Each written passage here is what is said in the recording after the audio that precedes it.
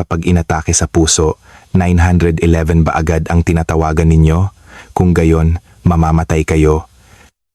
3 buwan na ang nakalipas sa Cebu, si Lolo Ricardo Santos, 72 taong gulang.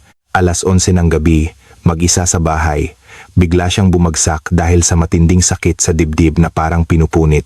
Sa sandaling iyon, nagsimulang maputol ang daloy ng dugo papunta sa kanyang utak.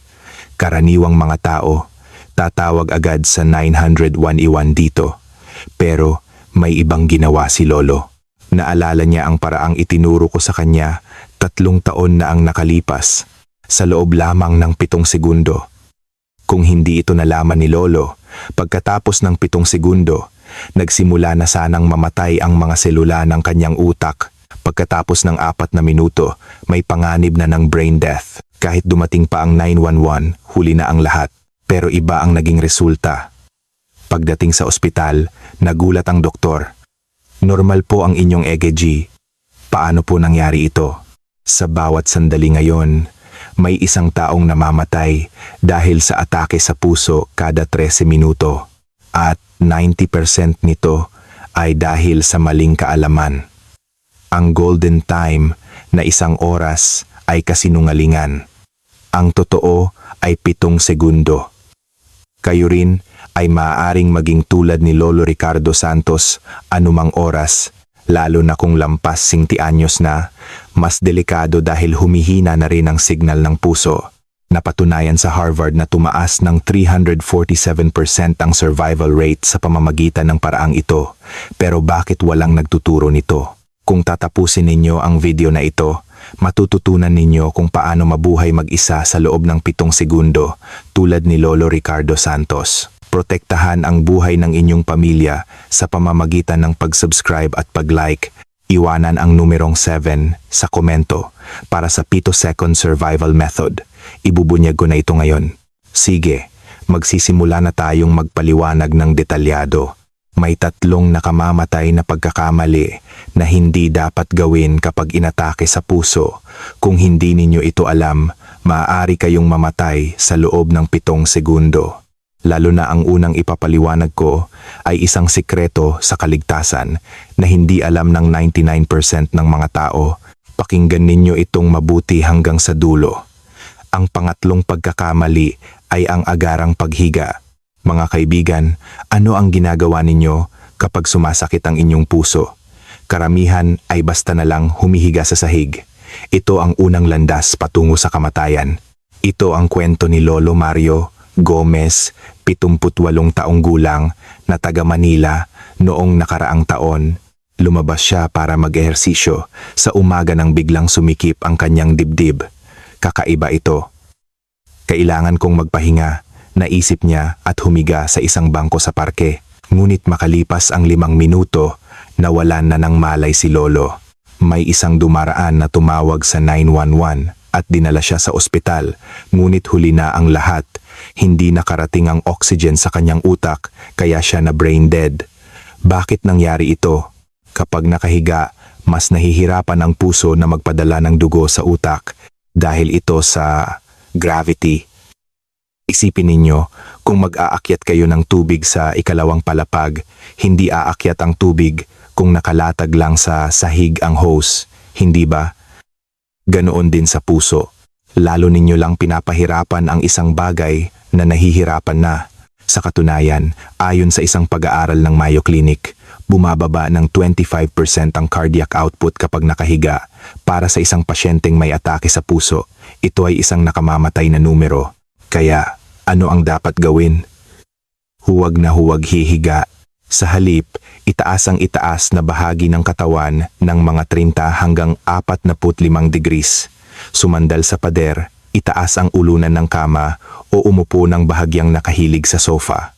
Sa ganitong paraan, tinutulungan ng gravity ang puso na mas madaling magpadala ng dugo sa utak. Ayon sa isang pag-aaral ng MIT, sa pamamagitan lamang ng posisyong ito, tumataas ng 40% ang daloy ng dugo sa utak. Kung si Lolo Mario Gomez ay sumandal lamang sa pader sa halip na humiga, buhay pa sana siya ngayon. Ang maliit na pagkakaibang iyon ang naghiwalay sa buhay at kamatayan. Tandaan ninyo sana ito. Kapag sumakit ang puso, huwag hihiga, umupo ng bahagyang nakahilig. Ito pa lang ay malaki na ang maitataas sa inyong tsansang mabuhay. Ngunit hindi sapat ang tamang posisyon lamang. Mayroon pang mas nakamamatay na pagkakamali. Ito ay isang pagkakamali na ginagawa ng 99% ng mga tao. Sige, sasabihin ko na ang pangalawa. Kapag sumakit ang puso, hindi dapat 911 agad ang tinatawagan. Teka, doktor, sinasabi ninyong huwag tumawag sa 911? Opo, tama po. Mayroon munang dapat gawin. Ikukwento ko sa inyo ang nangyari kay Lolo Antonio Garcia, 52 taong gulang, mula sa Davao noong nakaraang taon. Bandang 9:00 ng gabi, habang nanonood ng TV, bigla niyang naramdaman ang sakit sa dibdib na parang pinupunit, kaya agad siyang tumawag sa 911. Hello, sobrang sakit po ng dibdib ko. Kung ano-ano raw ang tinanong sa control room. Alin po ang masakit? Kailan pa po nagsimula? Okay pa po ba ang malay ninyo? Inabot ng 5 minuto ang pagsagot sa mga tanong na ito. Sa loob ng 5 minutong iyon, patuloy na lumalala ang kondisyon ng puso ni Lolo. Pagdating ng ambulansya, halos huminto na ang kanyang puso. Bakit nangyari ito? Kapag tumawag sa 911, aabuti ng hindi bababa sa 3 hanggang 5 minuto ang tawag. Tatanungin ang mga sintomas, kumpirmahin ang estado ng kamalayan, magbibigay ng first aid instructions, at patuloy na lumilipas ang oras. Ngunit sa atake sa puso, ang 7 segundo ay buhay. Ano ang mangyayari kung sa loob ng 7 segundo ay puro pakikipag-usap lang sa telepono ang ginagawa ninyo sa halip na gawin ang nararapat?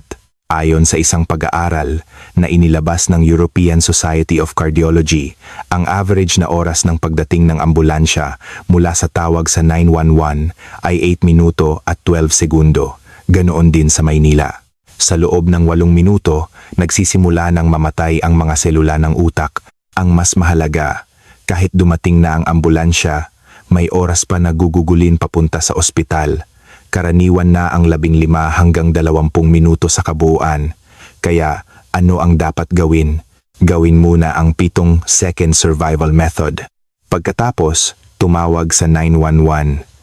Ang paraang ginawa ni Lolo Ricardo Santos ang dapat unahin, sapat na ang 7 segundo. Pagkatapos noon, maaari nang tumawag sa 911. Dahil kahit dumating ang 911, ang lunas na gagawin sa ospital ay ang mismong paraan na iyon. Hindi ba't mas mabuting gawin na ito ng maaga? Sa katunayan, inirerekomenda ng American College of Emergency Physicians ang isang paraan na tinatawag na self-CPR, kung saan ang isang tao ay nagsasagawa ng first aid sa sarili. Mas epektibo raw ang first aid na ginagawa ng pasyente mismo kaysa sa paghihintay sa 911. Si Lolo Antonio Garcia ay masuwerte at nabuhay, ngunit nagkaroon siya ng pinsala sa utak at kasalukuyan pa ring sumasailalim sa rehabilitation therapy. Kung ginawa niya ang 7-second survival method bago tumawag sa 911, wala sana siyang mga komplikasyong ganito. Tandaan ninyo sana ito. Kapag sumakit ang puso, mas una ang 7-second survival method kaysa sa 911. Ang 911 ay kasunod na. Kapag nagkapalit ang pagkakasunod-sunod, nagbabago rin ang buhay, ngunit hindi ko pa nasasabi ang pinakanakamamatay na pagkakamali. Ang una ay talagang nakakagulat. Ang unang pagkakamali ay ang hindi paghahanda ng aspirin ng maaga. Kapag inatake ka na sa puso at saka ka palang maghahanap ng aspirin, huli na ang lahat, kailangan itong ihanda ng maaga. Maghahanda ng gamot para sa isang emergency? Opo. Tama po, kung ang 7 segundo ay buhay, saan ka pa kukuha ng oras para maghanap ng gamot? Ikukwento ko sa inyo ang nangyari kay Lolo Felipe Mendoza, 73 taong gulang, mula sa Palawan 6 na buwan na ang nakalipas. Bandang 4:00 ng madaling araw, papunta siya sa banyo nang biglang sumikip ang kanyang dibdib. Nasaan na nga ba ang gamot ko sa puso? Sabi niya, habang hinahalungkat ang mga drawer. Inabot ng 3 minuto ang paghahanap niya sa drawer sa kwarto, sa lalagyan ng gamot sa sala, hanggang sa cabinet sa kusina. Sa wakas, nahanap niya ang aspirin, ngunit ito ay isang matigas na tableta. Ininom niya ito kasama ng tubig. Ngunit makalipas ang 20 minuto, hindi pa rin bumubuti ang kanyang mga sintomas. Sa huli, napilitan siyang tumawag sa 911 at sumailalim sa emergency heart surgery sa ospital. Bakit nangyari ito? Sa atake sa puso, ang 7 segundo ang golden time, ngunit kung aabutin ng 3 minuto, ang paghahanap ng gamot at isa pang 20 minuto para maabsorb ito, 23 minuto na ang kabuuan. Marami ng selula, ng utak, ang namatay sa puntong iyon. Ang mas malaking problema ay kapag nasa panic state, hindi ka makakapag-isip ng maayos. Sa gitna ng matinding sakit sa dibdib, imposible nang maghanap ng gamot, kumuha ng tubig at inumin ito. Kaya, ano ang dapat gawin? Maghanda ng pulbos na aspirin ng maaga, ilagay ito sa maliliit na papel na supot o kapsula. Simple lang ang paraan. Durugin ng pino ang isang 100 mg na aspirin gamit ang kutsara para maging pulbos. Pagkatapos, ilagay ito sa isang maliit na supot. Saan ito dapat ilagay? Sa tabi ng kama, sa tabi ng sofa sa sala, at sa ibabaw ng lababo sa banyo. Maglagay ng isa sa bawat isa sa 3 lugar na ito. Para saan man ka atakihin sa puso, abot kamay mo agad ito. Bakit kailangang gawing pulbos? Ang pulbos na aspirin ay agad na naa-absorb kapag inilagay sa dila. Hindi kailangan ng tubig, hindi kailangang ngumuya. Ilagay lang ito sa ibabaw ng dila at direkta itong papasok sa pamamagitan ng mucous membrane sa bibig. Ayon sa isang pag-aaral ng Stanford School of Medicine, ang pulbos na aspirin ay pumapasok sa daluyan ng dugo sa loob ng 30 segundo. 8 beses itong mas mabilis kaysa sa pagnguya ng tableta. Sa katunayan, sa mga emergency room sa Amerika, inilalagay nila ang pulbos na aspirin sa ilalim ng dila ng mga pasyenteng may atake sa puso. Ito ang pinakamabilis at pinakatiyak na paraan. Paano ito iimbakin? Maiimbak ito sa loob ng 6 na buwan, basta't iiwasan ang halumigmig. Ilagay ito sa maliliit na ziplock bag o kapsula na nabibili sa botika. Palitan ito ng bago 1 beses sa 1 buwan. Kung si Lolo Felipe Mendoza ay naghanda ng pulbos na aspirin ng maaga, hindi na sana siya umabot sa emergency surgery. Nagamit niya sana ito agad sa loob ng 7 segundo. Kayo rin, ihanda na ito ngayon din. Durugin ang 1 aspirin at ihiwalay sa 3 lugar. Ang maliit na paghahandang ito ay maaaring magligtas ng inyong buhay. Ang paghahanda ay kaligtasan. Sige, nasabi ko na ang lahat ng 3 nakamamatay na pagkakamali, pero hindi pa ito tapos. Ngayon, ibubunyag ko na ang buong proseso ng 7-second survival method na ginawa ni Lolo Ricardo Santos. Una, agad na gamitin ang pulbos na aspirin. Sa sandaling maramdaman ninyo ang sakit sa puso, agad na ilagay sa dila ang inihandang pulbos na aspirin. Huwag itong lunukin, ilagay lamang sa ibabaw ng dila. Sapat na ang 1 hanggang 2 segundo para sa prosesong ito. Ang mahalaga rito ay huwag uminom ng tubig. Kung may tubig, malulusaw ang pulbos at babagal ang absorption. Sapat na ang laway. Si Lolo Ricardo Santos ay agad na inilagay sa kanyang dila ang pulbos na aspirin na inihanda niya sa drawer sa kanyang kwarto. Natapos niya ito sa loob ng 2 segundo. Ikalawa, itaas ang itaas na bahagi ng katawan ng 30 degrees. Pagkatapos ilagay ang pulbos na aspirin sa dila, agad na itaas ang itaas na bahagi ng katawan ng 30 hanggang 45 degrees. Sumandal sa pader, itaas ang ulunan ng kama o umupo ng bahagyang nakahilig sa sofa. Ang prosesong ito ay tumatagal ng 3 hanggang 4 na segundo. Huwag na huwag hihiga sa sahig. Hindi rin kailangang tumayo. Sapat na ang umupo ng bahagyang nakahilig. Bakit mahalaga ang posisyong ito? Tinutulungan ng gravity ang puso. Mas nagiging madali para sa puso na magpadala ng dugo sa utak. Si Lolo ay sumandal sa kama ng bahagyang nakahilig. Nakasandal ang kanyang likod sa pader at nakaunat ang kanyang mga binti. Ikatlo, simulan ang espesyal na paraan ng paghinga. Ngayon, ang pinakamahalagang bahagi, ang paraan ng paghinga. Ito ang tinatawag na Heart Emergency Braking System na ginagamit kahit sa NASA. Ang prosesong ito ay tumatagal ng 5 hanggang 7 segundo. Dahan-dahang huminga paloob sa loob ng 4 na segundo. Malalim hanggang sa lumaki ang tiyan. Pagkatapos, malakas na ibuga ito palabas sa loob ng 6 na segundo. Ang mahalaga rito ay ibuka ang bibig na parang bilog at gumawa ng tunog na wo habang nagbubuga. Parang pag-ihip sa kandila. Bakit kailangan itong gawin? Pinasisigla ng paraan ng paghingang ito ang vagus nerve para pakalmahin ang puso.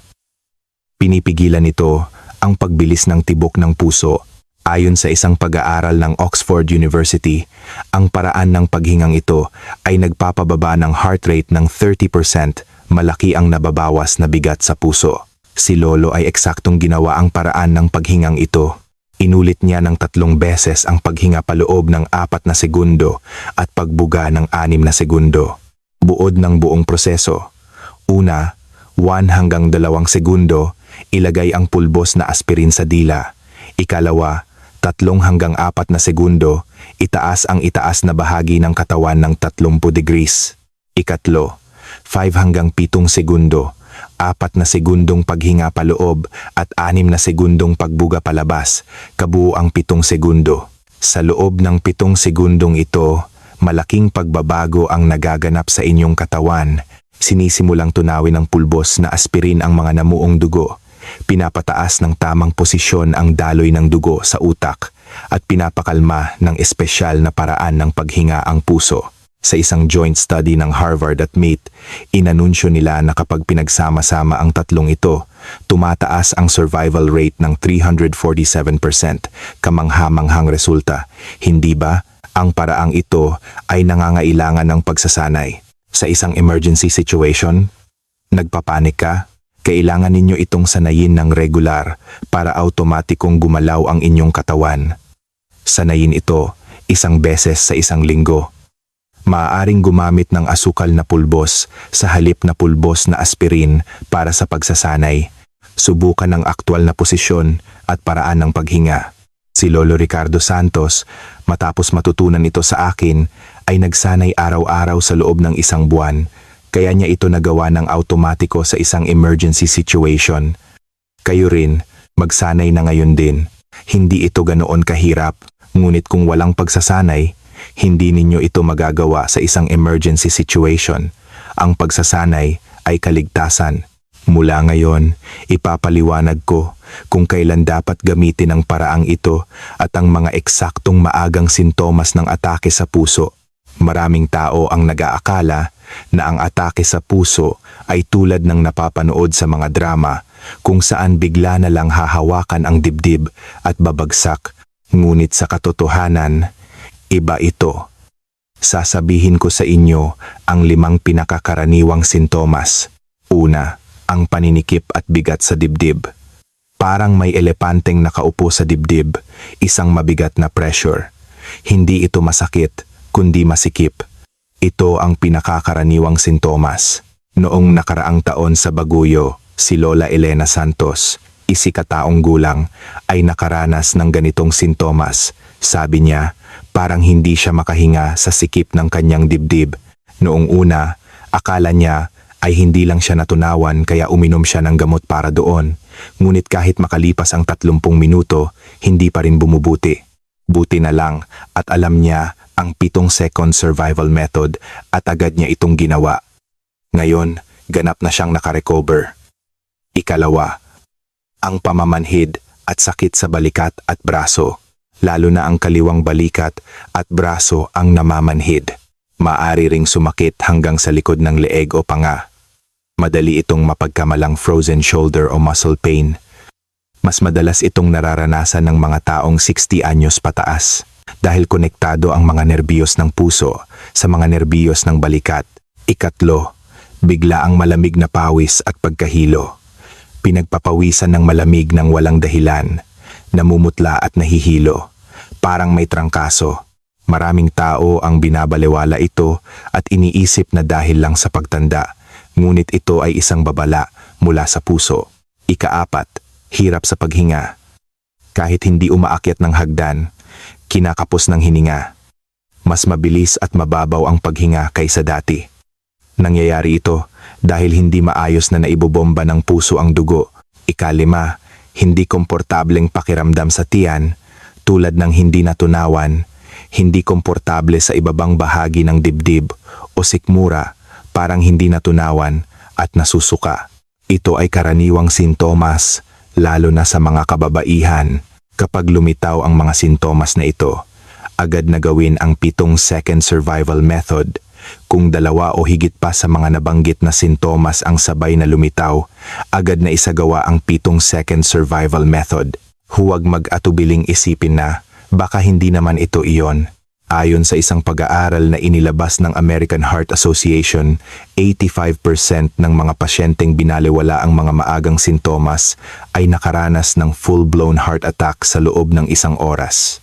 Sa kabilang banda, 95% ng mga pasyenteng agad na kumilos sa mga maagang sintomas ay ganap na nakarecover. Ipinapakita ng mga numerong ito kung gaano kahalaga ang maagang pagtugon. Kailan dapat tumawag sa 911? Tumawag sa 911 pagkatapos gawin ang 7-second survival method, mahalaga ang pagkakasunod-sunod. Kahit bumuti ang mga sintomas, pagkatapos gawin ang 7-second survival method, kailangan pa ring pumunta sa ospital dahil sigurado nang may problema sa puso. Kung kahit ginawa na ang 7-second survival method ay nagpapatuloy pa rin ang mga sintomas, agad na tumawag sa 911. Habang naghihintay ng ambulansya, maari ninyong ipagpatuloy na ulitin ang 7-second survival method. Kailangan ding malaman ng pamilya. Hindi lang kayo ang dapat makaalam, kundi pati na rin ang inyong pamilya. Lalo na sa inyong asawa o mga anak na kasama sa bahay, ituro ninyo ito sa kanila. Dahil sa isang emergency situation, baka hindi na kayo makapagsalita. Dapat kayang tulungan kayo ng pamilya sa pamamagitan ng pagkilala sa mga sintomas at paggawa ng 7-second survival method. Ipaalam din sa pamilya kung saan nakalagay ang pulbos na aspirin sa bahay at magsanay kayo ng paraan ng paghinga ng magkakasama. Siyempre, ang pinakamahalaga ay ang pag-iwas. Paninigarilyo, pag-inom ng alak, regular na ehersisyo at malusog na pagkain ang mga batayan. Ngunit gaano man kalusog ang inyong pamumuhay, tumataas ang panganib sa puso habang tumatanda. Kaya dapat ninyong malaman ang 7-second survival method. Sige, ngayon ay ibuod ko na ang lahat ng itinuro ko ngayon at bibigyan ko kayo ng checklist na maaari ninyong gawin agad. Una, tandaan ang 3 nakamamatay na pagkakamali na hindi dapat gawin. Pangatlo, huwag agad hihiga, nahihirapan ang puso na magpadala ng dugo sa utak. Dapat itaas ang itaas na bahagi ng katawan ng 3 hanggang 45 degrees. Pangalawa, huwag 911 agad ang tawagan. Unahin ang 7-second survival method pagkatapos ay tumawag sa 911. Ang pagkakasunod-sunod ang nagdidikta ng buhay. Una, huwag kalimutang ihanda ang aspirin. Nang maaga, walang oras para maghanap ng gamot sa isang emergency. Ihanda ito bilang pulbos at ilagay sa iba't ibang lugar. At tandaan ang 3 hakbang ng 7-second survival method. Una, 1 hanggang 2 segundo, ilagay ang pulbos na aspirin sa dila. Ikalawa, 3 hanggang 4 na segundo, itaas ang itaas na bahagi ng katawan ng 30 degrees. Ikatlo, 5 hanggang 7 segundo, gawin ang paraan ng paghinga na 4 na segundong paghinga paloob at 6 na segundong pagbuga palabas. Kung tatandaan ninyo ang 3 ito, makakamit ninyo ang 347% na mas mataas na survival rate. Una, suriin ang aspirin sa inyong bahay. Tingnan kung mayroon kayong 100 mg na regular na aspirin. Iwasan ang mga coated na produkto. Ikalawa, gawing pulbos ang isang aspirin. Durugin ng pino gamit ang kutsara at ilagay sa isang maliit na supot o kapsula. Ikatlo, ihiwalay sa 3 lugar. Sa tabi ng kama, sa tabi ng sofa sa sala, sa ibabaw ng lababo sa banyo. Ilagay ito sa lugar na abot kamay ninyo. Ika-4, ipaalam sa inyong pamilya. Dapat alam ng buong pamilya ang 7-second survival method at kung saan nakalagay ang pulbos na aspirin. Ikalima, magsanay isang beses sa isang linggo. Magsanay gamit ang asukal na pulbos at sanayin ang katawan sa tamang posisyon at paraan ng paghinga. Tandaan din ang mga maagang sintomas ng atake sa puso, paninikip sa dibdib, pamamanhid sa balikat at braso, malamig na pawis at pagkahilo, hirap sa paghinga at hindi komportableng pakiramdam sa tiyan tulad ng hindi natunawan. Kapag dalawa o higit pa sa mga ito ang lumitaw, agad na isagawa ang 7 to 2nd survival method. Huwag mag-atubiling isipin na, baka hindi naman ito iyon. 85% ng mga pasyenteng binaliwala ang mga maagang sintomas ay nakaranas ng full-blown heart attack sa loob ng 1 oras. Ngayon, iba na kayo. Kayong mga nanood ng video na ito ngayon ay hindi nakabilang sa estadistika ng mga namamatay kada 13 minuto. Kayo ay naging isang survivor na armado ng agham. Natutunan ninyo ang paraan para mabuhay mag-isa sa loob ng 7 segundo tulad ni Lolo Ricardo Santos. Ngunit magkaiba ang pag-alam at pagsasagawa. Maghanda na ngayon din. Baka huli na ang lahat bukas. Kung kayo ay 60 anyos pataas, mas lalo itong mahalaga. Habang tumatanda, tumataas ang panganib sa puso, ngunit ngayon alam na ninyo ang panlaban. Ang pag-iwas ang pinakamahusay, ngunit kahit sa hindi inaasahang sitwasyon, maaari na kayong kumilos ng mahinahon at hindi magpapanik. Sa pamamagitan nito, mas naging ligtas na ang inyong pagtanda. Mapapanatag na rin ang inyong pamilya dahil alam nilang kaya ninyong protektahan ang inyong sarili kahit mag-isa kayo. Kasama ang malusog na pamumuhay at ang 7 second survival method, maaari pa kayong mabuhay ng mas malusog sa susunod na 20-30 taon. Kung nakatulong ang impormasyong ito, paki-subscribe at i-like. Lalo na sa inyong mga magulang o kamag-anak na 60 anyos pataas, ipakita ninyo ito sa kanila.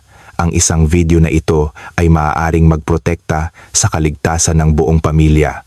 Mga kaibigan, mula ngayon, kayo ay isang survivor. Magkaroon ng malusog at masayang pagtanda.